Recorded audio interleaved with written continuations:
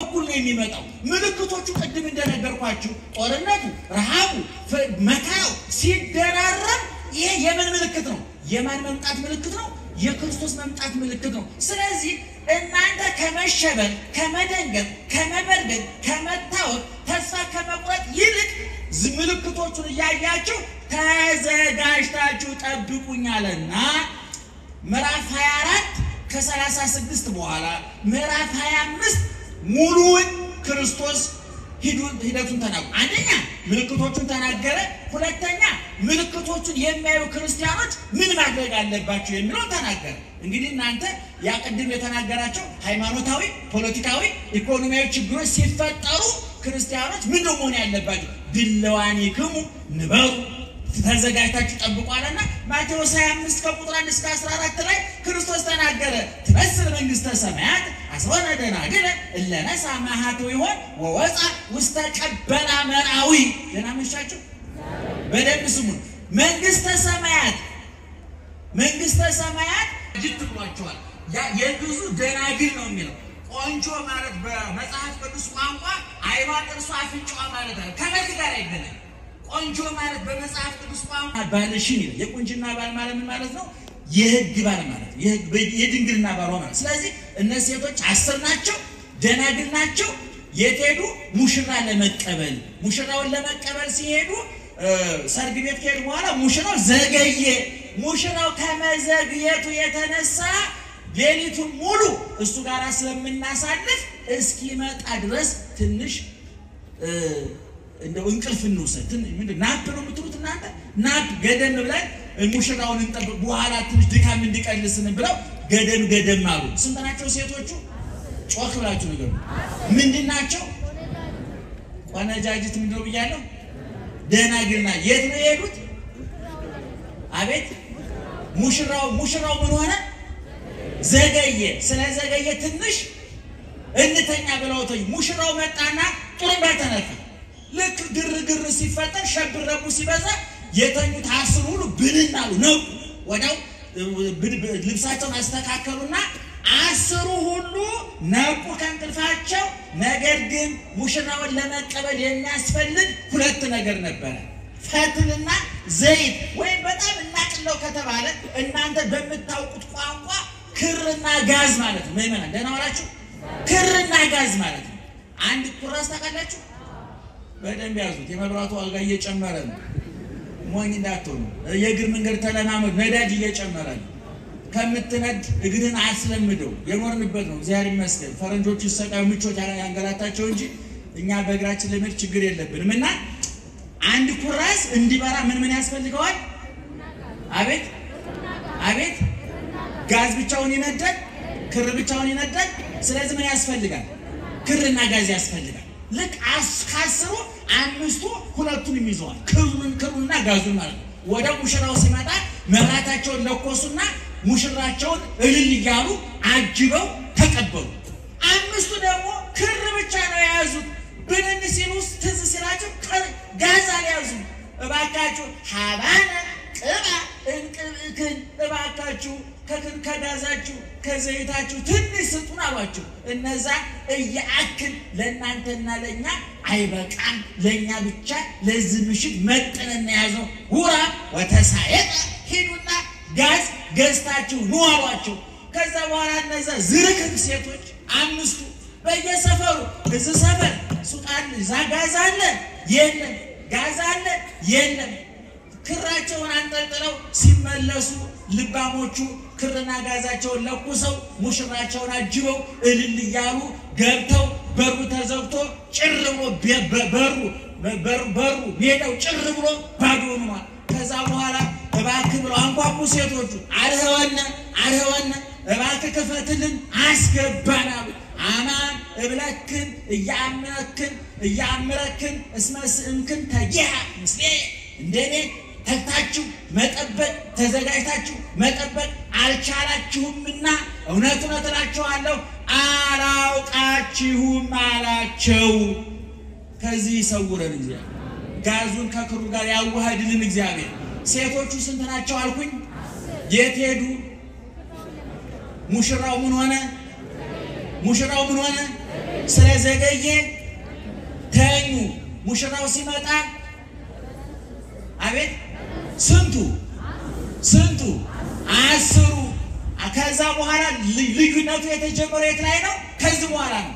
ሙሽራውን ለመቀበል በመውጣት ይለያያሉ። አቤት ሙሽራው የዘገየው ለ10 እኩል ነው አይደለም? የተኙት እኩል ነው አይደለም? የነቁት እኩል ነው አይደለም? እኩል ነው። ልዩነቱ የቱ ጋር ተጀመረ? መብራት ሲያበሩ እነዛ ክር ጋዝ የላቸውም፣ እነዚህ ክር አላቸው። ይሄ ታላቁ ሊቅ ዮሐንስ አፈወርቅ በግብረ ሕማማት ላይ በጻፈው በለተረው በሚነበበው ላይ በእንተ 10 ደናግል ስለ 10 ደናግል ብሎ በተረጎመው ላይ እነዚህ ሴቶች 10 ደናግል ነበሩ። ንጽህናቸውን ጠብቀው ድንግልናቸውን ጠብቀው ከወንድ ርቀው በንጽህና ይኖሩ ነበሩ። ነገር ግን ድንግልና ብቻውን አያድንም። ወፍ በአንድ ክንፉ መብረር እንደማይቻለው ሁሉ በመንፈሳዊ ሕይወትም በአንድ ነገር መብረር አይቻልም፣ መንጠቅ አይቻልም፣ መጽደቅ አይቻልም ማለት። እነዚህ ሙሽራውን ለመቀበል ወጡ። ሙሽራ የተባለው ክርስቶስ ነው። መራዊሃ ለቤተ ክርስቲያን የቤተክርስቲያን ሙሽራዋ መስቀል ላይ የተሞሸረ፣ በችንካር በጅራፍ የተሞሸረ፣ በሐሞት በቆምጣጤ የተሞሸረ፣ በጥፊ የተሞሸረ፣ በሕይወት በሞት የተሞሸረ ለኛ ሲል መስቀል ላይ የተሞሸረው የተዋህዶ ሙሽራ የድንግል ማርያም ሙሽራ የኔና የናንተ ሙሽራ የዓለም ሙሽራ ውበቱ የኛ ቁስል መርሃቡ የኛ ጥጋቡ የኛ ረሃብ ጥጋቡ እሱ ሲጠግቦ ተርቦ ያጠገበን ተጠምቶ ያረካን ተራብቶ ያለበሰን መራራ ጠጥቶ ጣፋጭ ያጠጣን በጨለማ ቤት ታስሮ ከጨለማ የፈታን በሞት ላይ ሕይወት ያነገሰ በመቃብር ላይ ትንሣኤን ያወጀ የጥሉን ግድግዳ የናደ የለያየን መጋረጃ የቀደደ እንባችን ያበሰ ቁስላችን የፈወሰ ጥያቄያችን የመለሰ ወደ ወጣንበት የመለሰን ሙሽራችን ማን ነው? ክርስቶስ ነው። ይሄ ሙሽራ ይመጣል ብለናል አይደለ? ለመላእክት ለሐዋርያት ነግረዋቸዋል። በሐዋርያት ሥራ ምዕራፍ 1 ቁጥር 8 ላይ ስትመለከቱ ክርስቶስ ሲያርግ ሐዋርያት እንዲህ አንጋጠው ክርስቶስ ደመናውን ሲያዩ መላእክት መጥተው ምን አሏቸው? እናንተ የገሊላ ሰዎች ምን ታያላችሁ? እንዲህ ሲያርግ እንዳያችሁት መልሶ ይመጣል አለ። ይመጣል የኛ ጌታ ከጨለማው ይገላግለናል፣ ከግፉ ይገላግለናል፣ ከንባው ይገላግለናል፣ ከረሃቡ ከጥሙ ከበደሩ ከመገፋፋቱ ትርፍና ኪሳራው ረሃብና ጥጋቡ ሐዘንና ደስታው ውርቀቱና ትንሣኤው ሹመትና ሽረቱ በተምታታበት ዓለም ውስጥ ከዚህ ነፃ ያወጣናል። ክብርና ምስጋና ይሁን። ስለዚህ እነዚህ 10 ሙሽሮች 5ቱ ክርም ብዙ ውስጥ ያላችሁ ባሎች ቤተክርስቲያን መታችሁ ትሰግዳላችሁ ትጸልያላችሁ። ይሄ ክር ነው። እቤት ሚስትህን ካቃጠልካት ግን ጋዝ የለም ማለት ምን ያስቃል? አንተ ወንም ሰምታል ዛሬ አንድ ሰው ስቆጥር ወንድ ነው ጋዝ ችግር አለ ማለት ነው። አንቺ እህቴ ባልሽ ያንገበገብሽ እዚህ መተሽ ተሳራሚ ነው ብትይ እኛ ታላታሚ ነው ምን ተረንተሽ ጋዝ የለም የጋዝ እጥረት አለ ማለት እሳፈር ሰራተኞች የምትወድሩ ህፃናት የመጣውን መድኃኒት የመጠቀሚያ ጊዜውን አሳልፈው የሚሸጡ ጋዝ ያለቀባቸው ነጋዴዎች በየቢሮ ባለ ጉዳይ የሚያንገላቱ ጋዝ የሌላቸው ሹመኞች አሉ። ሁሉ ቦታ ጋዝ ሁለቱ አንድ ላይ መገናኘት አለ። ያዕቆብ ሲነግረን ምን አለ? ሃይማኖት እንተ አልባቲ ምግባረ ሰናይ ንውድ ይእቲ ምግባር የተለየው ሃይማኖት ምንድነው አለ? የሞተ ነው። ጋዝ የተለየው ክር ይበራል ወይ ነው የምላችሁ? ይበራል? አይበራም። ሰው ያለ ሃይማኖት አይድንም። እንደውም ዮሐንስ ማነው ያዕቆብ ምን ይላል? ወዳጄ አንተ በእግዚአብሔር ታምናለህ ያለ? አዎ አጋንንት ከማው ያምኑ ሞቱ ወይ ደነግጡ። ሰይጣን ያምናል እንዳንተ በዛ አይደለም። ሰይጣን ያምናል ግን ምግባር የለውምና ክርስቶስ ሲመጣ በማርቆስ ወንጌል ምዕራፍ 5 ታያላችሁ። ሰይጣን ክርስቶስን ሲያለ የሕያው እግዚአብሔር ልጅ ነው ያለው። ይሄ ቀላል ምስክርነት መሰላችሁ እንዴ? የነ ጴጥሮስ የነ ቅዱስ ጳውሎስ የሐዋርያት ምስክርነት እኮ ነው። ሰይጣን ግን ይህን ሲል ምን አለው? ናውጣ ነው። ዛሬ ብዙ አጥናቂዎች ሰይጣንን እንደ ጓደኛ ሲያነጋግሩት በጣም ይገርመኛል። እንደ ጓደኛ ያነጋግሩት የት ነው ያስካል? እንዴት ነው ያስካል? አሁን ምን እንደው የምትፈልገው እንዴት ካል ሌባ ጋር ውይይት ፖሊስ ሌባ ካገኘና ፖሊስ ከሌባው ጋር ውይይት ከጀመረ ገንዘብ አምጣና ፈታለው እያለው ነው ማለት እውነቴን ነው ማለት አጥማቂኛ ደግመን ደጋግመን ተናግረናል እናንተኛ አሰሙንም እንጂ የሚያጠቁ ሰዎች ሰይጣንን ሊያስለፈልፉት አይገባም ናውጣ ነው ሌባ ነው ሌባ አጭበርባሪ አታላይ ሰው ቤት ነው የገባው ይሄ ቤት የክርስቶስ ነው እዚህ ቤት ሰይጣን ከገባ ሰው ቤት የገባ ሌባ ማለት ናውጣ ነው ይባል አታስለፍልፉት ካስለፈለፋችሁ ውሸታም ነው ሰይጣን አቡሃላ ሐሰት የዮሐንስ ወንጌል ምዕራፍ 8 አንብቡ ሰይጣን ምን ይለዋል አቡሃላ ሐሰት ልጅ ከአባቱ እንዲገኝ ውሸት ከማን ነው የተገኘው ከሰይጣን አመፃ ወጣት መዛግብት ሄሮድስ ሲናገር ነቅ ውሸት ሰይጣን አዳምና ሔዋን ዋሹ ሰይጣን አስተምሯቸው ሰይጣንስ ከራሱ አመንጭቶ ውሸታም አጭበርባሪ አታላይ ደስታችሁ ለመንጠቅ 24 ሰዓት የሚያደባ እንዴ እናቃለን እኮ ጸበል ሊጠመቁ ጎረቤቶች ተጠራርተው ሄደው እኮ የታክሲ እኔ ልፈን በፍቅር ተቃቅፈው እንደው በሰላም ሲመለሱ አጥማቂ ጋር ደርሰው ሲመለሱ በተለያየ ታክሲ ነው የሚወጡ ለምን ታውቃላችሁ ሰይጣን ሲለፈልፍ እሷን መድኃኒት ያደረገች ብሎ ሰፈሩ ቡና እንዳይጣጡ ያደርጋችሁ እንኳን መንግስት ተሰ ቡና እንዳይጣጡ ያደርጋችሁ ስለዚህ እኔ አውቃለሁ ልጨርስ ነው ይቅርታ ደህና ዋላችሁ አሜሪካን ሀገር ስቴትመንት ነግራችሁ አንዲት እህት የሚያጠምቁ ሰዎች መጥተው ሄደችና ሰይጣን ምንድነው ያዘ ሲባል ባለቤቴ በውስጥ ልብስሽ አስደግሙብሻል ብሎ ይለፈልፋል ሰይጣን ለታለ ተባዳከ ቆራቢ ሰው እኮ ነው ውስጥ ልብስ ይገዛላት ነው እንጂ ውስጥ ልብስ አያስደግም ሰውዬው ሰይጣን ውሸት ያን ጊዜ ታዳጥማቂ ምን አለበት አንተ አጭበርባሪ ውጣ ምን አገባው የምን ውስጥ ልብስ ነው ማለት ነበር አሃ እስኪ አንተው እንደ ልዩ አማካሪ ሰይጣንን ካማከር ብዙ ይቀረሽ ብዙ ይተፋል ሰይጣን ልንሰማው ይገባልና ስለዚህ ምእመና ይታያቸዋል ምንና ምን አቤት ከክራላችሁ ክራለን እንዴ ዓለምን የፈጠረው ማን ነው ስላሴ ስንት ናቸው አንድም ሶስትም ናቸው ምስጢረ ስጋዌ ኢየሱስ ክርስቶስ ፍጹም አምላክ ፍጹም ሰው ነው ብለን እናምናለን ምስጢረ ስጋዌ ያመነ የተጠመቀ ይድናል ብለን እናምናለን ምስጢረ ጥምቀት ስጋዬን የበላ ደሜን የጠጣ የዘላለም ሕይወት አለው ብለን እናምናለን ምስጢረ ቁርባን ክርስቶስ ሲመጣ ሙታን ይነሳሉ ብለን እናምናለን ምስጢረ ትንሣኤ ሙታን ይሄን እናምናለን አናምንም ድንግል ማርያም አማላጃችን አይደለችም ጻድቃን ሰማዕታት ቅዱሳን እንወዳቸዋለን አንወዳቸውም የክር ነው ምእመን የክር ነው እግዚአብሔር እንደሚወደድ ማረጋገጥ ሃይማኖት ነው እኛ ሰውን ስንወድ ደግሞ ክር ነው አንተ ስጋ ወደሙን ስትበላ ሃይማኖት ነው ለደሃ ስታበላ ክር ነው ደና ደና እንሳ መንግስትህ ትምጣ ማን ትምጣ የማን መቼ ዛሬ አሁን ተዘጋጅተ ጨረሰው ልበሙሉነታችሁ በጣም ነው በነገራችን ላይ ምስክር ሌሎቻችሁ እንደምታውቁት አሁን ያለ ነው አብይ ጾም ውስጥ ነው አይደለም በአብይ ጾም በሥርዓተ ቤተ ክርስቲያናችን እልልታና ጭብጨባ ይፈቀዳል እና በዚህ መሰረት ነው ያጨበጨባችሁ ያላችሁት ብዙ ተቃውሞ እንትን ግን ባታጨበጭቡ እንደው አጨብጭበን የመጣውን አይታችሁታል እስኪ ደግሞ እጃችንን ሰብሰብ ብናርግና እንየው እስኪ ደግሞ እንደው እግዚአብሔርንም እንየው አይደለም ስለዚህ በሥርዓተ ክርስቲያን ጭብጨባ ብዙ አይፈቀድም ደህና መሻችሁ የትምህርቱን ርዕስ በሉት እስኪ አቤት የማን ይሄ ቃል ሰምታችሁ ታውቃላችሁ የት ምን ውስጥ ነው ያለው አባታችን ሆይ ውስጥ ነው ያለው አባታችን ሆይ በሰማይ የምትኖር ስምህ ይቀደስ ካልን በኋላ መንግስትህ ትምጣ በኦርቶዶክሳዊ ተዋሕዶ ቤተክርስቲያናችን ሥርዓትና መመሪያ መሰረት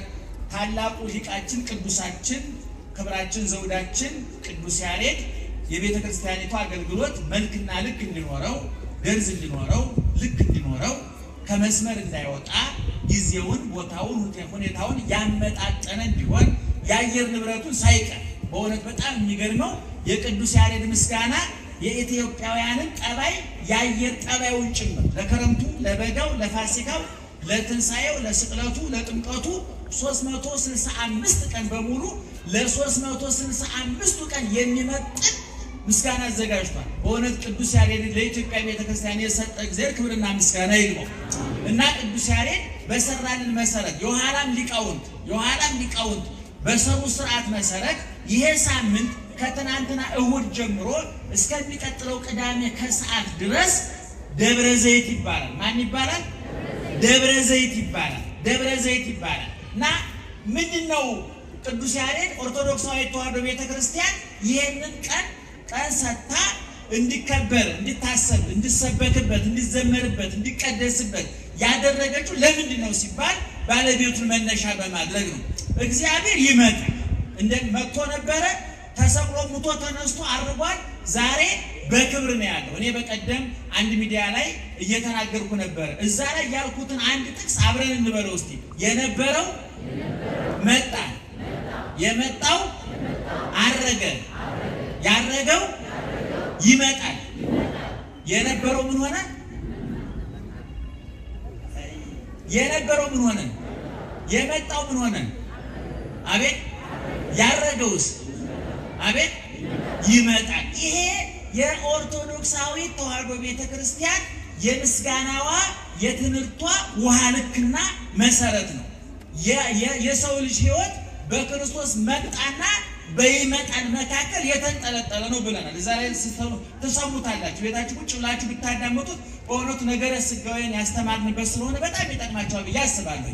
እንደምታውቁት ክርስቶስ መጥቷል፣ እንደገና ይመጣል። በልደቱና በመምጣቱ መካከል ያለው ትናንትና ዛሬ ነገ ትማልም ዮም ጌሰን ትናንትና ዘመነ ኦሪት ነው፣ ዛሬ ዘመነ ሐዲስ ነው፣ ነገ ነገረ ምጽአት ነው፣ ዘመነ ምጽአት ነው፣ ካለም በኋላ ያለው ማለት ነው። ስለዚህ ኢየሱስ ክርስቶስ እመጣለሁ ብሏል። መጥቶ ነበረ፣ እመጣለሁ ብሏል። ሲመጣ ሁለት ነገሮች ዝግጅት እንድናደርግ አዟል ባለቤቱ።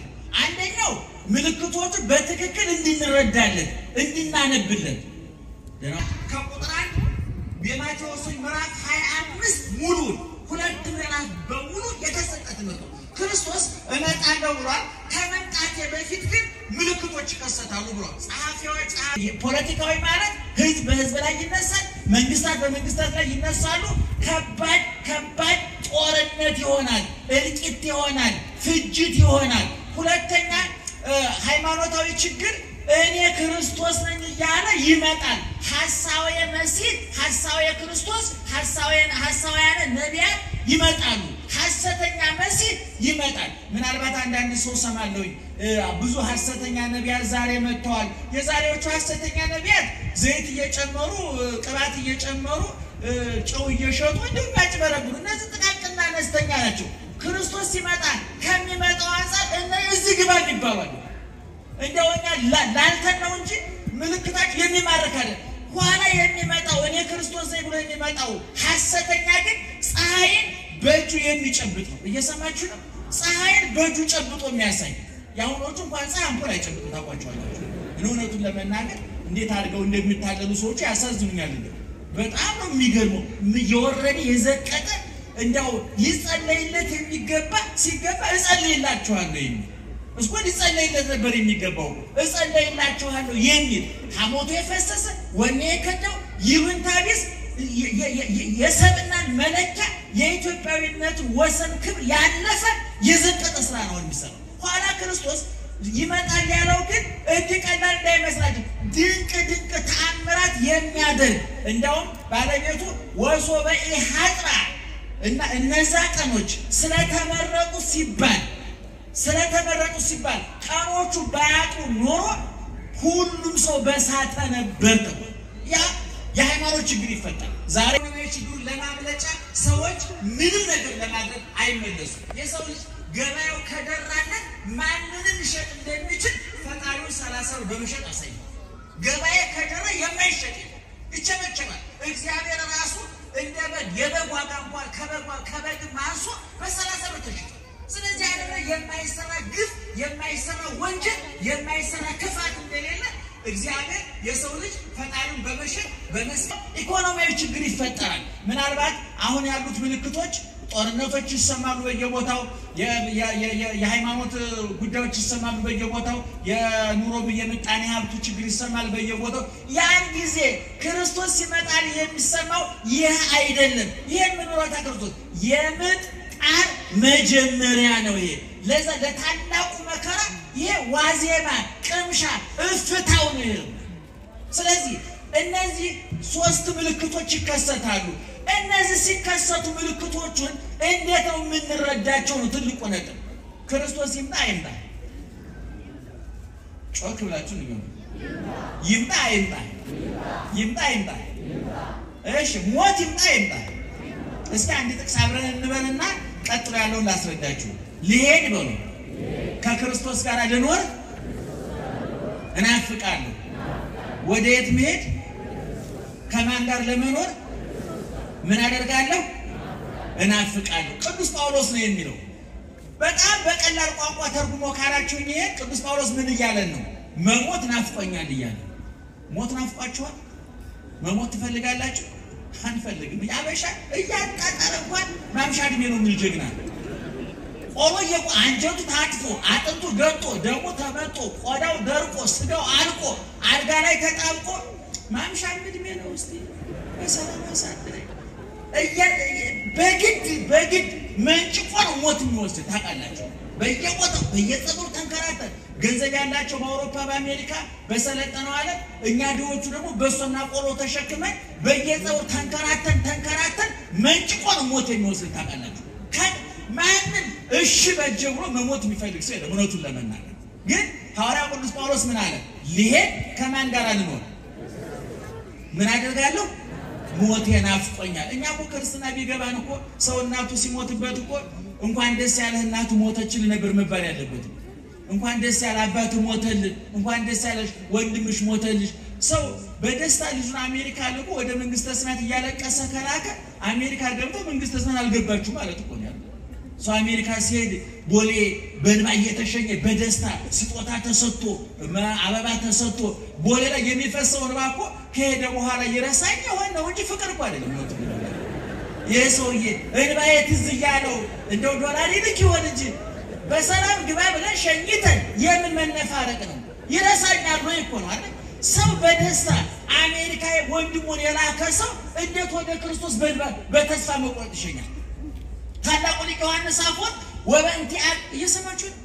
ወበንቲአክሙ አፍራለ አሳፈራችሁኝ አለ ክርስቲያኖች ዮሐንስ አፈወርቅ ሲናገር ምክንያቱም ለቅሶ ሲሆን ታውቃላችሁ ኢትዮጵያውያን በእትም የተለመደ ሰው ሲሞት ለቅሶ ላይ የተለያየ ሃይማኖት ሰዎች ይመጣሉ እና ዮሐንስ አፈወርቅ እኛ ተንሳኤ ሞታና ብለን አስተምረናችሁ ክርስቶስ ሞቶ እንደተነሳው እናንተ ትነሳላችሁ ብለን ያስተማርናችሁ መንግስት ትምጣያን እየጸለይ ሀገራችን በሰማይ ነው ብለን እየጸለይ አባታችን በሰማይ የምትኖር ብለን እየጸለይ ተስፋ እየጠበቅን ዘመን ሲሞትብን ግን ፊት እንነጫለን ጸጉን እንላጫለን ያዙ ይልቀቁኝ አብራችሁ ቀበሩኝ እንላለን እና ከኛ ሃይማኖት ውጭ ያሉ ሰዎች በእውነት እነዚህ ሰዎች ኋላ እንነሳለን ብለው ያምናሉ እንዴ አያያዛቸው አይመስልም ዮሐንስ አፈወርቅ አፈርኳል በእናንተ ተግባር ስለዚህ የማን መንግስት ይምጣ የሁሉ የሚመጣው ምልክቶቹ ቅድም እንደነገርኳችሁ ጦርነቱ ረሃቡ መከራው ሲደራረብ ይሄ የምን ምልክት ነው የማን መምጣት ምልክት ነው የክርስቶስ መምጣት ምልክት ነው ስለዚህ እናንተ ከመሸበር ከመደንገጥ ከመበርገግ ከመታወቅ ተስፋ ከመቁረጥ ይልቅ ምልክቶቹን ያያችሁ ተዘጋጅታችሁ ጠብቁኛልና ምዕራፍ 24 ከ36 በኋላ ምዕራፍ 25 ሙሉውን ክርስቶስ ሂደቱን ተናገረ አንደኛ ምልክቶቹን ተናገረ ሁለተኛ ምልክቶቹን የሚያዩ ክርስቲያኖች ምን ማድረግ አለባቸው የሚለው ተናገረ እንግዲህ እናንተ ያቀድም የተናገራቸው ሃይማኖታዊ ፖለቲካዊ ኢኮኖሚያዊ ችግሮች ሲፈጠሩ ክርስቲያኖች ምን መሆን ያለባቸው ድለዋኒክሙ ንበሩ ተዘጋጅታችሁ ጠብቋልና ማቴዎስ 25 ከቁጥር 1 እስከ 14 ላይ ክርስቶስ ተናገረ ትመስል መንግስተ ሰማያት አስወነ ደናግል እለነሳ ማሃቱ ይሆን ወወፃ ውስተ ቀበላ መራዊ ደናመሻችሁ በደንብ ስሙን መንግስተ ሰማያት ጅት ብሏቸዋል ያ የብዙ ደናግል ነው የሚለው ቆንጆ ማለት በመጽሐፍ ቅዱስ ቋንቋ አይኗ ጥርሷ አፍንጫዋ ማለት ነው ከመልክ ጋር አይገናኝ ቆንጆ ማለት በመጽሐፍ ቅዱስ ቋንቋ ባልሽን የቁንጅና ባል ማለት ነው የህግ ባል ማለት የድንግልና ባል ማለት ስለዚህ እነዚህ ሴቶች 10 ናቸው ደናግል ናቸው የቴዱ ሙሽራ ለመቀበል ሙሽራውን ለመቀበል ሲሄዱ ሰርግ ቤት ከሄዱ በኋላ ሙሽራው ዘገየ ሙሽራው ከመዘግየቱ የተነሳ ሌሊቱን ሙሉ እሱ ጋር ስለምናሳልፍ እስኪመጣ ድረስ ትንሽ እንደው እንቅልፍ እንውሰድ ምንድነው ናፕ ነው የምትሉት እናንተ ናፕ ገደም ብለን ሙሽራውን እንጠብቅ በኋላ ትንሽ ድካም እንዲቀልስን ብለው ገደም አሉ ስንት ናቸው ሴቶቹ ጮክ ብላችሁ ነገር ምንድናቸው ቆነጃጅት ምንድነው ብያለሁ ደናግልና የት ነው የሄዱት አቤት ሙሽራው ምን ሆነ ዘገየ ስለዘገየ ትንሽ እንተኛ ብለውተኝ ሙሽራው መጣና ጥሩምባ ተነካ ልክ ግርግር ሲፈጠር ሸብረቡ ሲበዛ የተኙት 10 ሁሉ ብንናሉ ነው ወዳው ልብሳቸውን አስተካከሉና 10 ሁሉ ነቁ ከእንቅልፋቸው ነገር ግን ሙሽራውን ለመቀበል የሚያስፈልግ 2 ነገር ነበር ፈትልና ዘይት ወይ በጣም እናቅለው ከተባለ እናንተ በመታውቁት ቋንቋ ክርና ጋዝ ማለት ነው ማይመና ደና ወራችሁ ክርና ጋዝ ማለት ነው አንድ ኩራስ ታቃላችሁ በደንብ ያዙት የመብራቱ ዋጋ እየጨመረ ነው ሞኝ እንዳትሆኑ የእግር መንገድ ተለማመድ ነዳጅ እየጨመረ ነው ከምትነድ እግርን አስለምደው የኖርንበት ነው እግዚአብሔር ይመስገን ፈረንጆቹ ይሰቃዩ ምቾት ያንገላታቸው እንጂ እኛ በእግራችን ለመድ ችግር የለብንም እና አንድ ኩራስ እንዲበራ ምን ያስፈልገዋል አቤት ጋዝ ብቻውን ይነዳል ክር ብቻውን ይነዳል ስለዚህ ምን ያስፈልጋል ክርና ጋዝ ያስፈልጋል ልክ አስካስሩ አምስቱ ሁለቱንም ይዘዋል ክሩና ጋዙን ማለት ወደ ሙሽራው ሲመጣ መብራታቸውን ለኮሱና ሙሽራቸውን እልል ይያሉ አጅበው ተቀበሉ አምስቱ ደግሞ ክር ብቻ ነው ያዙት ብንን ሲሉስ ትዝ ሲላቸው ጋዝ አልያዙ እባካችሁ ሐባነ ቅባ እንቅብክን እባካችሁ ከጋዛችሁ ከዘይታችሁ ትንሽ ስጡን አሏቸው እነዛ እያአክል ለእናንተና ለኛ አይበቃም ለኛ ብቻ ለዚህ ምሽት መጥነና ያዘው ሁራ ወተሳየጠ ሂዱና ጋዝ ገዝታችሁ ኑ አሏቸው ከዛ በኋላ እነዛ ዝርክን ሴቶች አምስቱ በየሰፈሩ እዚህ ሰፈር ሱቃን ጋዝ አለ የለም ጋዝ አለ የለም ክራቸውን አንጠልጥለው ሲመለሱ ልባሞቹ ክርና ጋዛቸውን ለኩሰው ሙሽራቸውን አጅበው እልል ይያሉ ገብተው በሩ ተዘግቶ ጭር ብሎ በሩ ሜዳው ጭር ብሎ ባዶ ሆኗል ከዛ በኋላ እባክህ ብለው አንኳኩ ሴቶቹ አርህወነ እባክህ ክፈትልን አስገባናሉ አማን እብለክን እያምረክን እስመስእምክን ተጂሃ ምስሌ እንደኔ ተግታችሁ መጠበቅ ተዘጋጅታችሁ መጠበቅ አልቻላችሁምና እውነቱን እላችኋለሁ አላውቃችሁም አላቸው ከዚህ ይሰውረን እግዚአብሔር ጋዙን ከክሩ ጋር ያዋሃድልን እግዚአብሔር ሴቶቹ ስንት ናቸው አልኩኝ የት ሄዱ ሙሽራው ምን ሆነ ስለዘገየ ተኙ ሙሽራው ሲመጣ አቤት ስንቱ 10 ከዛ በኋላ ልዩነቱ የተጀመረው የት ላይ ነው ከዚህ በኋላ ነው ሙሽራውን ለመቀበል በመውጣት ይለያያሉ አቤት ሙሽራው የዘገየው ለ10 እኩል ነው አይደለም የተኙት እኩል ነው አይደለም የነቁት እኩል ነው አይደለም እኩል ነው ልዩነቱ የቱ ጋር ተጀመረ መብራት ሲያበሩ እነዛ ክር ጋዝ የላቸውም እነዚህ ክር አላቸው ይሄ ታላቁ ሊቅ ዮሐንስ አፈወርቅ በግብረ ሕማማት ላይ በጻፈው በለተረው በሚነበበው ላይ በእንተ አስሮን ደናግል 10 ደናግል ብሎ በተረጎመው ላይ እነዚህ ሴቶች 10 ደናግል ነበሩ ንጽህናቸውን ጠብቀው ድንግልናቸውን ጠብቀው ከወንድ ርቀው በንጽህና ይኖሩ ነበሩ ነገር ግን ድንግልና ብቻውን አያድንም ወፍ በአንድ ክንፉ መብረር እንደማይቻለው ሁሉ በመንፈሳዊ ሕይወት በአንድ ነገር መብረር አይቻልም መንጠቅ አይቻልም መጥለቅ አይቻልም ማለት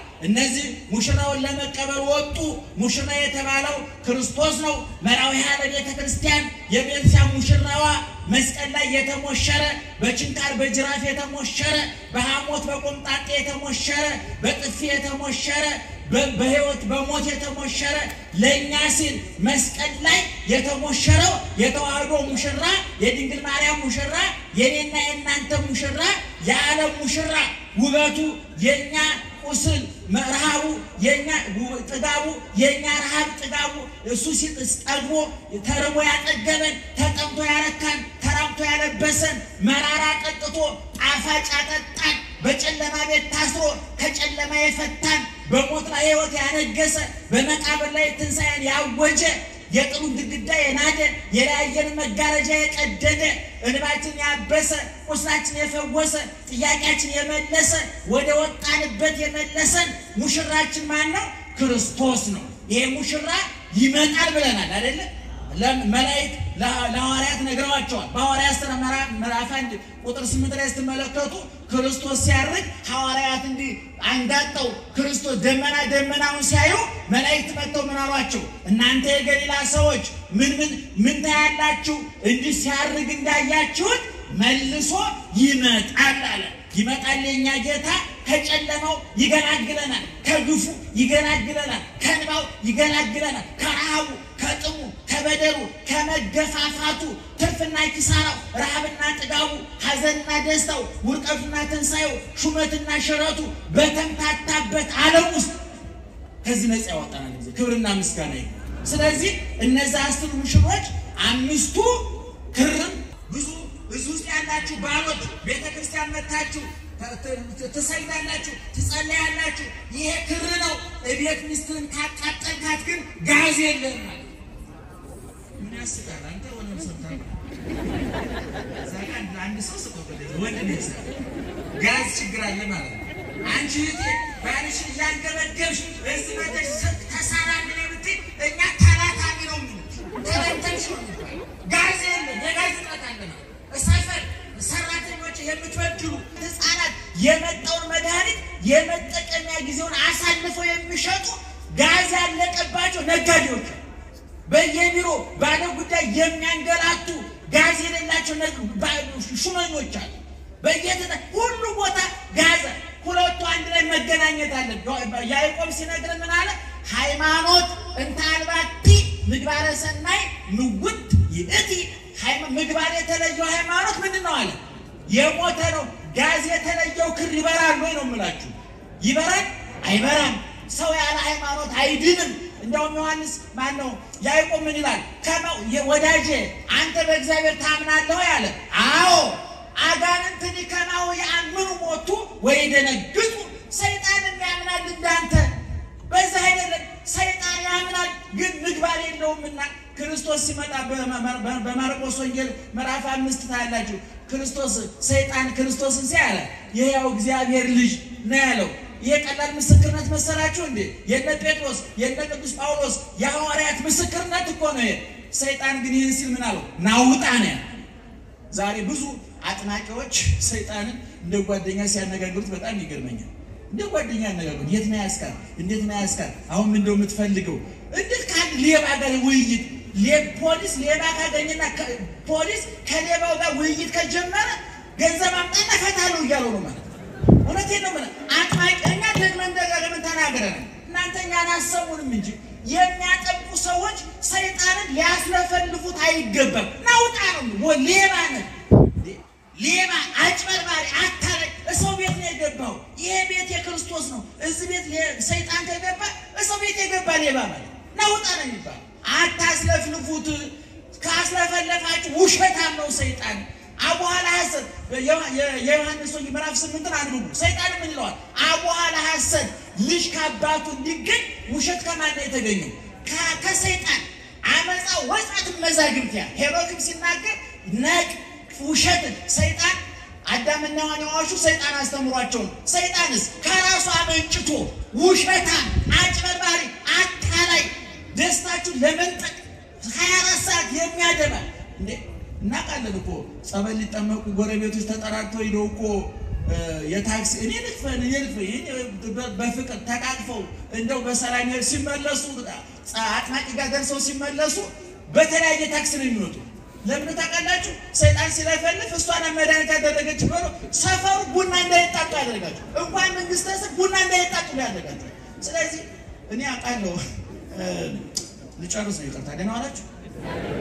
አሜሪካን ሀገር ስቴትመንት ነግራችሁ አንዲት እህት የሚያጠምቁ ሰዎች መጥተው ሄደችና ሰይጣን ምንድነው ያዘ ሲባል ባለቤቴ በውስጥ ልብስሽ አስደግሞብሻል ብሎ ይለፈልፋል ሰይጣን። ለታለ ተባዳከ ቆራቢ ሰው እኮ ነው ውስጥ ልብስ ይገዛላት ነው እንጂ በውስጥ ልብስ አያስደግም ሰውዬው። ሰይጣን ውሸት ያን ጊዜ ታዳጥማቂ ምን አለበት አንተ አጭበርባሪ ውጣ ምን አገባው የምን ውስጥ ልብስ ነው ማለት ነበር። አሃ እስኪ አንተው እንደ ልዩ አማካሪ ሰይጣንን ካማከር ብዙ ይቀረሻል ብዙ ይተፋል ሰይጣን ልንሰማው ይገባልና ስለዚህ ምእመና ይታያቸዋል ምንና ምን አቤት ከክራላችሁ ክራለን እንዴ ዓለምን የፈጠረው ማን ነው? ስላሴ ስንት ናቸው? አንድም ሶስትም ናቸው። ምስጢረ ስጋዌ ኢየሱስ ክርስቶስ ፍጹም አምላክ ፍጹም ሰው ነው ብለን እናምናለን። ምስጢረ ስጋዌ ያመነ የተጠመቀ ይድናል ብለን እናምናለን። ምስጢረ ጥምቀት ስጋዬን የበላ ደሜን የጠጣ የዘላለም ሕይወት አለው ብለን እናምናለን። ምስጢረ ቁርባን ክርስቶስ ሲመጣ ሙታን ይነሳሉ ብለን እናምናለን። ምስጢረ ትንሣኤ ሙታን ይሄን እናምናለን አናምንም? ድንግል ማርያም አማላጃችን አይደለችም? ጻድቃን ሰማዕታት ቅዱሳን እንወዳቸዋለን አንወዳቸውም? የክር ነው ምእመን የክር ነው። እግዚአብሔር እንደሚወደን ማረጋገጥ ሃይማኖት ነው። እኛ ሰውን ስንወድ ደግሞ ክር ነው። አንተ ስጋ ወደሙን ስትበላ ሃይማኖት ነው። ለድሃ ስታበላ ክር ነው። ደህና